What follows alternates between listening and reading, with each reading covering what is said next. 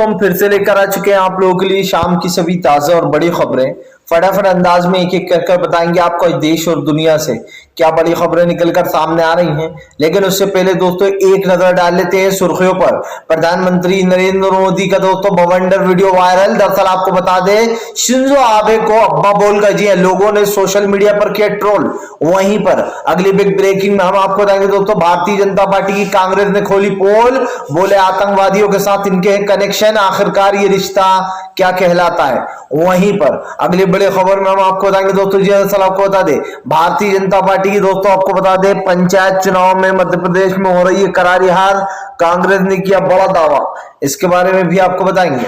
वहीं पर अगली बड़ी खबर में हम आपको बताएंगे दोस्तों जी आपको बता दें कृषि कानूनों को लेकर सरकार फिर से चौतरफा घिरी। किसानों की आय दोस्तों भयंकर कमी आई है और डीजल के दाम लगातार बढ़ते चले जा रहा है। वहीं पर अगली बड़ी खबर में हम आपको बताएंगे दोस्तों भारतीय जनता पार्टी के नेता मचा रहे हैं उत्पात। जी हां, आपको बता दें उदयपुर और जगह जगह पर बीजेपी के नेता जो है हिंदू मुसलमान करने में लगे। वहीं पर अगली बड़ी खबर में हम आपको बताएंगे दोस्तों बीजेपी नेता का विवादित बयान वाला वीडियो वायरल हुआ जिसमें उसने आपको बता दें महिलाओं के बारे में बोली थी अभद्र टिप्पणी। इसका एक पुराना ट्वीट है, बताएंगे कौन है ये। वहीं पर दोस्तों अगली बड़ी खबर में हम आपको बताएंगे दोस्तों जी प्रधानमंत्री नरेंद्र मोदी चुप क्यों रहते हैं जब देश में हिंदू मुसलमान होता है। असदुद्दीन ओवैसी ने बोला बड़ा हमला। वहीं पर अगले बड़े खबर में हम आपको बताएंगे दोस्तों यशवंत सिन्हा बोले राष्ट्रपति चुनाव जीतकर लोगों के लिए करेंगे अच्छा काम, खास करके 370 वाला मुद्दा उठाएंगे। वहीं पर अगले बड़े खबर में हम आपको बताएंगे दोस्तों अखिलेश यादव बोले मुझे कोई गम नहीं अगर चाचा चले भी जाएंगे तो, लेकिन वो मेरे चाचा हैं, मैं फैसला लूंगा, इसके बारे में भी बताएंगे।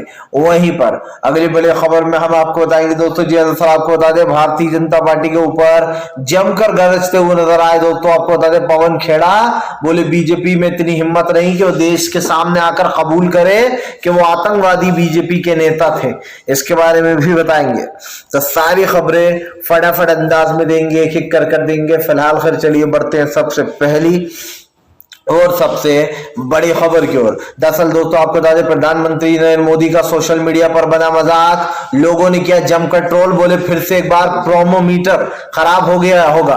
जी हाँ, दरअसल दोस्तों आपको बता दें प्रधानमंत्री नरेंद्र मोदी सोशल मीडिया पर ट्रोल हो गए। आपको बता दें दोस्तों शिंजो आबे जो कि दोस्तों अभी उनकी हाल ही में डेथ हो गई। आपको बता दें शिंजो आबे का सही से नाम लेना भी मोदी सरकार को नहीं आ रहा। और दोस्तों आपको बता दें कि जो यहाँ पर शिंजो आबे का जो नाम लिया है प्रधानमंत्री नरेंद्र मोदी ने वो सुनकर आप भी हैरान हो जाएंगे। दरअसल दोस्तों आपको बता दें शिंजो आबे जापान के पूर्व प्रधानमंत्री थे जिनका कनेक्शन भारत के साथ काफी अच्छा था। ऐसे में दोस्तों प्रधानमंत्री ने एक वीडियो बनाया, उस वीडियो में दोस्तों प्रधानमंत्री ने क्या गलती कर दी कि वो जिस पर न्यूज देखकर पढ़ते हैं दोस्तों और खास करके जो न्यूज एंकरों के पास होता है, आपने देखा जब एक बार प्रोमोमीटर बिगड़ गया था तो प्रधानमंत्री ने कहा बोलना छोड़ दिया था, तो लोगों ने कहा था अरे सामने देख देख कर पढ़ते हैं मोदी जी, खराब हो गया तो समझ में नहीं आ रहा अब क्या बोले। ऐसे ही दोस्तों कल प्रधानमंत्री ने एक वीडियो बनाया जिसमें उन्होंने शिंजो आबे को शिंजो अब्बा, शिंजो अब्बे ये सब कुछ बोल दिया, जिसके बाद दोस्तों लोगों ने सोशल मीडिया पर मोदी जी को ट्रोल कर दिया।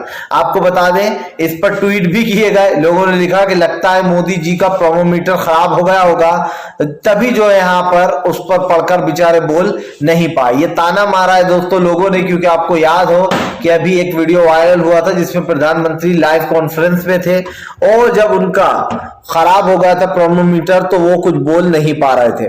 और अब दोस्तों साफ दिखाई दे रहा है कि फिलहाल यहाँ पर प्रधानमंत्री को ये वीडियो बनाना भारी पड़ गया, क्योंकि इसमें शिंजो आबे की जगह वो शिंजो अब्बे, अब्बा ये सब कुछ करते हुए नजर आ रहा है, यानी कि प्रधानमंत्री से सही से नाम नहीं लिया जा रहा और ये साफ दिखाई दे रहा है। फिलहाल चलिए बढ़ते हैं एक और अगली बिग ब्रेकिंग की तरफ। बता दोस्तों अगली जो बड़ी खबर निकल के आ रही है आपको बता दें दोस्तों भारतीय जनता पार्टी के ऊपर गर्जे और वैसे ही बोले फिलहाल प्रधानमंत्री आगे क्यों नहीं आते जब देश में नफरत बांटी जाती है। आपको बता दें असदुद्दीन ओवैसी ने बीजेपी के ऊपर हमला बोल दिया है। ओवैसी का कहना है कि सिर्फ ये कह देने से कि हम जनता के साथ है या फिर देश में जो है यहाँ पर अराजकता नहीं फैलने देंगे, इससे काम नहीं चलने वाला। ओवैसी ने कहा कि जब भी देश में नफरत की भाषा का यूज किया जाता है, जब भी देश में इस तरीके की स्थिति बनती है तो प्रधानमंत्री चुप रहते हैं। वो कभी भी जनता से ये नहीं कहते कि हिंदू मुसलमान मत करो। आपको बता दोस्तों, जो भेदभाव चल रहा है, जो खास कर जो एक परिभाषा लिखी जा रही है हिंदू और मुसलमान की, उसको लेकर प्रधानमंत्री घिर चुके हैं। इस देश के प्रधानमंत्री हैं दोस्तों, देश की जनता को अंधेरे में रखा हुआ है। आप देखिए, ओवैसी ने कहा कि जब भी देश में कोई किसी के धर्म पर हमला बोलता है तो प्रधानमंत्री को आगे आकर ये कहना चाहिए कि हम सब लोग एक ही धर्म के हैं और सबका धर्म दोस्तों एक इक्वल है। लेकिन प्रधानमंत्री दोस्तों इन चीजों को नहीं समझते। प्रधानमंत्री आगे नहीं आते और ना ही दोस्तों वो कबूल करते हैं कि हाँ उनसे गलती हुई है। आप देख लीजिए दोस्तों, प्रधानमंत्री ने जब किसानों की मृत्यु हुई, हजारों किसान दोस्तों बॉर्डर पर मारे गए, तब पीएम नरेंद्र मोदी का एक ट्वीट तक नहीं आया। ये तक नहीं कहा कि फिलहाल मैं किसानों को श्रद्धांजलि देता हूं। और उससे पहले दोस्तों CAA का जो दंगा हुआ था दिल्ली में, उसमें कई मासूम लोगों की जानें चली गई, लेकिन ना नरेंद्र मोदी ने ट्वीट किया, ना गृह मंत्री अमित शाह ने। आप समझिए, ये सारी की सारी सरकार जो है, ये पूरी की पूरी दोस्तों चालबाज और धोखेबाज सरकार है। जिस जनता की सुरक्षा की जिम्मेदारी दोस्तों आपने ली है, यानी कि प्रधानमंत्री ने ली है, उनकी जान की रक्षा करना भी दोस्तों प्रधानमंत्री का फर्ज है। अगर उन्होंने पीएम का भार लिया है तो वो देश के प्रति उनको दोस्तों एक तरीके से कह सकते हैं बिल्कुल स्ट्रिक्ट रहना चाहिए। लेकिन दोस्तों आप देखिए कि यहाँ पर प्रधानमंत्री बिल्कुल देश के बारे में नहीं सोचते, ना ही वो जनता के बारे में सोचते हैं। वो कहते हैं किसान मर गए तो मेरी वजह से थोड़ी मरे, दंगा हुआ तो मेरी वजह से थोड़ी हुआ। और ऐसा प्रधानमंत्री हमने कहीं नहीं देखा कि देश में इस तरीके के हालात बन रहा हो, लेकिन प्रधानमंत्री का एक ट्वीट तक ना आए कि शांति बनाकर रखिए, सब भाईचारे से रहिए। क्योंकि प्रधानमंत्री अगर ये ट्वीट कर देंगे तो वो जो हिंदुत्व की राजनीति है, जिसको सो कॉल्ड हम कह सकते हैं दोस्तों, जो प्रधानमंत्री देश में नफरत फैलाने वाली राजनीति करवा रहे हैं, उस पर कहीं ना कहीं ताला लग जाएगा और ये बीजेपी कभी बर्दाश्त नहीं कर पाएगी। चलिए बढ़ते हैं एक और अगली ब्रेकिंग की तरफ। बता दोस्तों, अगली जो बड़ी खबर निकल कर आ रही है, आपको बता दें महाराष्ट्र में फिर से होने वाला है दोस्तों खेला। उद्धव के विधायकों ने बीजेपी को दिखाई लाल आंख। दरअसल दोस्तों आपको बता दें, इन दिनों जो है यहाँ पर एकनाथ शिंदे शिवसेना को बदनाम करने में लगे हुए हैं और वो ये बताने में लगे हुए हैं कि असली शिवसेना तो हम हैं, शिव सैनिक तो हम हैं। ये शिवसेना ही नहीं है।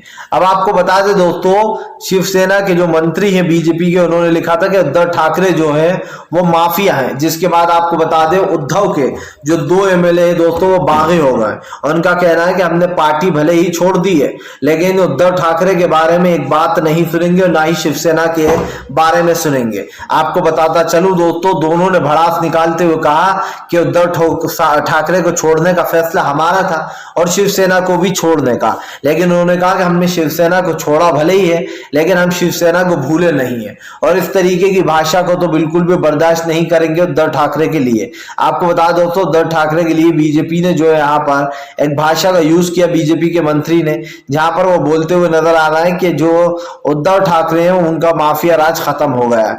जिसके बाद ये 2 विधायक दोस्तों आपको बता दें शिवसेना के भड़क गए। जाहिर सी बात है दोस्तों, शिवसेना ने अपने कुछ विधायकों को इसमें फिट कर रखा। साफ दिखाई दे रहा है कि वो विधायक पूरी इस एकनाथ शिंदे की शिवसेना को दोस्तों जरूर तोड़ देंगे और जितने भी विधायक हैं उनको वापस से शिवसेना में ले उड़ेंगे। इसका जीता जाता सबूत दोस्तों आपको बहुत ही जल्द मिल जाएगा। वैसे तो बहुत जल्दी चुनाव आने वाले, उसमें ही बीजेपी को पता चल जाएगा जब उनकी करारी हार होगी।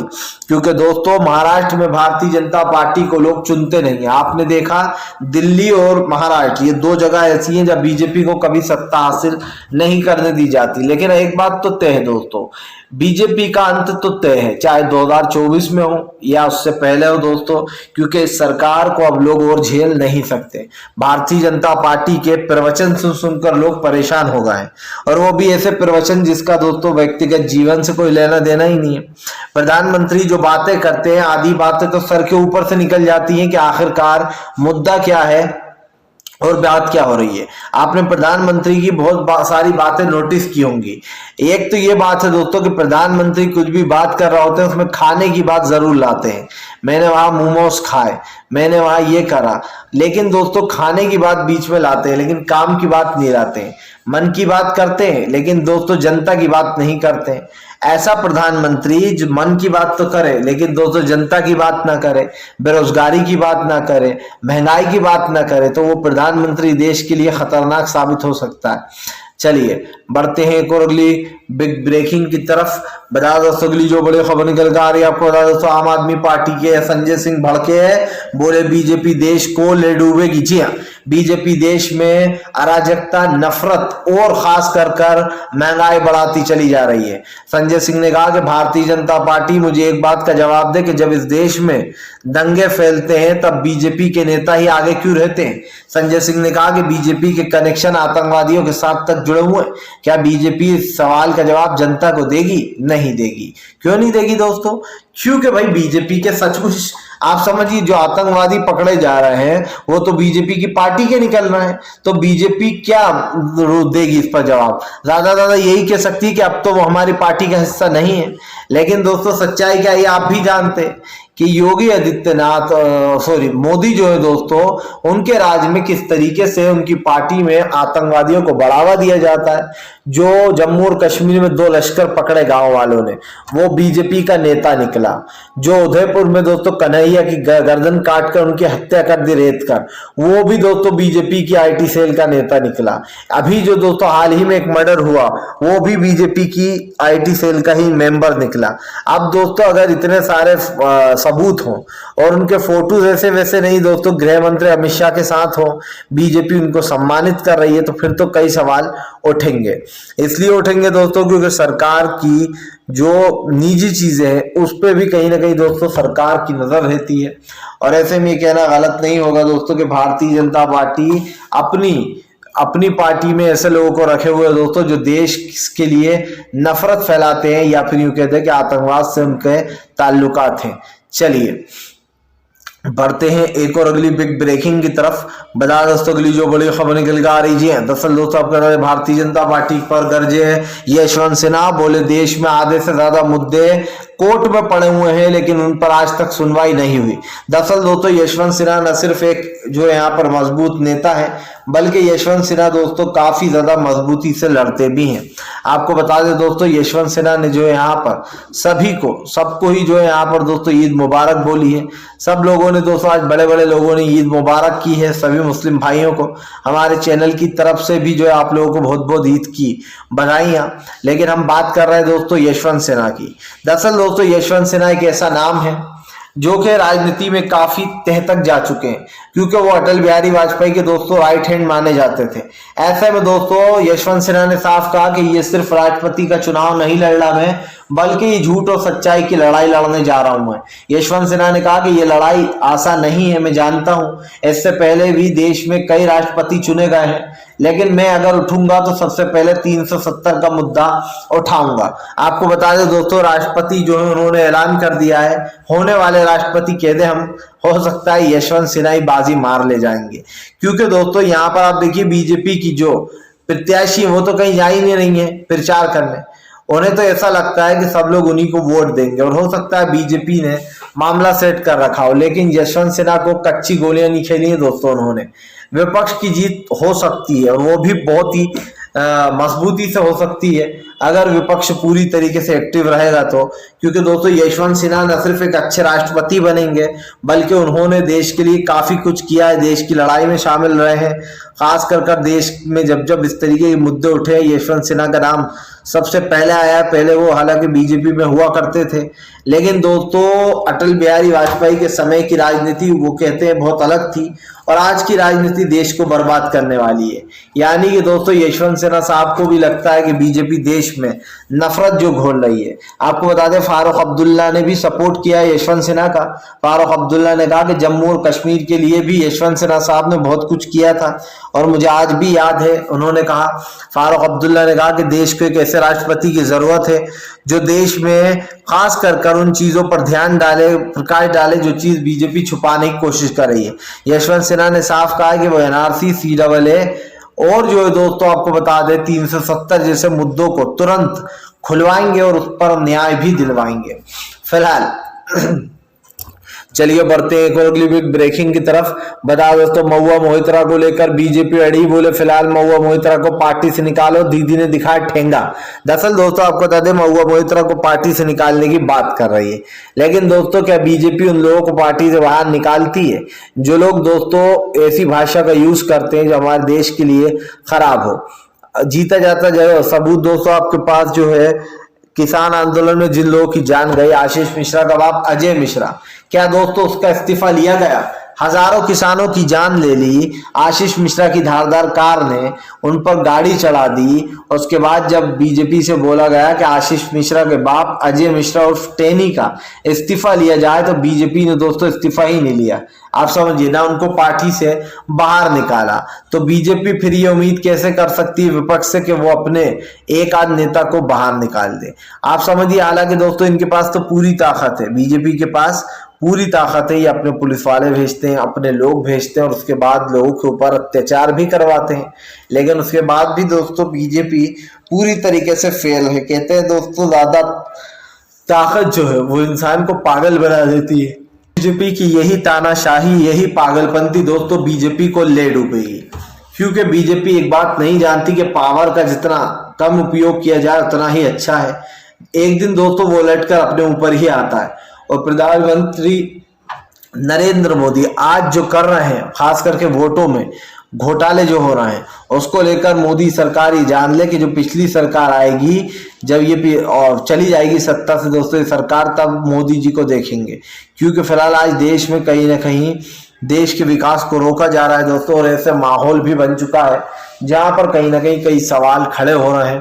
फिलहाल चलिए बढ़ते हैं एक और अगली बिग ब्रेकिंग की तरफ। बता दोस्तों अगली जो बड़ी खबर निकल कर आ रही, जी हाँ, दरअसल दोस्तों आपको बता दें, भारतीय जनता पार्टी के ऊपर जमकर गरजते हुए नजर आए अखिलेश यादव, बीजेपी के ऊपर निकाली भड़ास। दरअसल अखिलेश यादव का कहना है कि बीजेपी लगातार झूठ बोलती है और बीजेपी देश के विकास को कहीं ना कहीं खत्म करने की कोशिश कर रही है। आपको बताता चलूं दोस्तों, भारतीय जनता पार्टी के ऊपर अखिलेश यादव ने निशाना साधते हुए कहा कि आज देश में, खास करके उत्तर प्रदेश की हालत ही ले लो, वो काफी बदतर है। अखिलेश यादव ने कहा कि देश की जनता इस सरकार को उखाड़ कर फेंक देना चाहती है, वो नहीं चाहती कि ये सरकार दोबारा से सत्ता में आए। अखिलेश ने कहा कि इस देश की जनता ही बीजेपी को सबक सिखाएगी। बीजेपी चाहे कितनी कोशिश कर ले, लेकिन वो सत्ता से बाहर जरूर जाएगी। जाहिर सी बात है दोस्तों, अखिलेश यादव के इस बयान के बाद बीजेपी पूरी तरीके से घिर चुकी है, और ऐसी घिरी है दोस्तों जो बाहर आने में उसको समय लगेगा। क्योंकि अब बीजेपी का दोस्तों, अभी मैं मानता हूं कि बीजेपी का समय चल रहा है। एक समय ऐसा था जब 50 साल तक कांग्रेस रही, अब बीजेपी का समय चल रहा है। लेकिन दोस्तों बीजेपी का समय जिस दिन आउट हो जाएगा, जिस दिन बीजेपी रन आउट हो जाएगी, उस दिन बीजेपी का ये सारा खेल भी खत्म हो जाएगा, खास कर जो बीजेपी कर रही है। फिलहाल चलिए बढ़ते हैं एक और अगली बिग ब्रेकिंग की तरफ। बता दोस्तों, ममता बनर्जी ने बोला मोदी सरकार के ऊपर बड़ा हमला, बोले फिलहाल दूसरों के राज्यों में झांक के देखती है बीजेपी, लेकिन खुद के राज्य में क्या चल रहा है ये नहीं देखती। आपको बता दें, ममता बनर्जी ने मोदी सरकार पर हमला बोलते हुए कहा कि दूसरी जगहों की सरकारें गिराकर अपनी सरकारें बनाई जाती हैं। इसको लेकर दोस्तों जमकर सवाल उठे। भारतीय जनता पार्टी दोस्तों, जो कि लगातार सरकार बनाने का वादा करती है और हर जगह सरकारें गिरा देती है, जहां इनको वोट नहीं मिलते वहां सरकारें गिरा दी जाती हैं। अब इसको लेकर दोस्तों जमकर हंगामा भी होता है, लेकिन हंगामे के बाद रिजल्ट क्या निकलता है कि कोर्ट ऐसा फैसला देता है दोस्तों कि जिसके बाद सरकार का गिरना तय होता है। इससे पहले भी कई बार सुप्रीम कोर्ट ने ऐसे फैसले दिए हैं जिन पर सवालिया निशान उठ गए हैं। चाहे आप देखिए दोस्तों, मध्य प्रदेश का कमलनाथ वाला मामला हो, उसमें भी सुप्रीम कोर्ट ने लोगों को निराश किया था। खास कर दोस्तों जिस बेंच ने ये सुनवाई थी, कमलनाथ ने जब कहा कि उन सारे विधायकों को बुलाया जाए, उनसे पूछा जाए उन्हें किडनैप किया गया, तब सुप्रीम कोर्ट ने मना कर दिया कि कोई जरूरी नहीं है वो आए। यानी कि दोस्तों कहीं ना कहीं थोड़ा बहुत हाथ जो है यहाँ पर कानून व्यवस्था के साथ साथ कोर्टों पर भी दबाव डाला जाता है कि वो सरकार गिराने में बीजेपी का साथ दे, और कोर्ट यही करता आया है। कर्नाटक को देख लीजिए, कोर्ट ने लंबे समय तक मामला अड़वाया और फिर बीजेपी के पक्ष में दे दिया। जगह जगह इस तरीके की चीजें हुई हैं दोस्तों, चाहे पुडुचेरी हो, जगह जगह बीजेपी ने कांग्रेस की सरकार गिराई और सब लोग देखते रहे। फिलहाल दोस्तों, अगर आपको हमारा वीडियो अच्छा लगे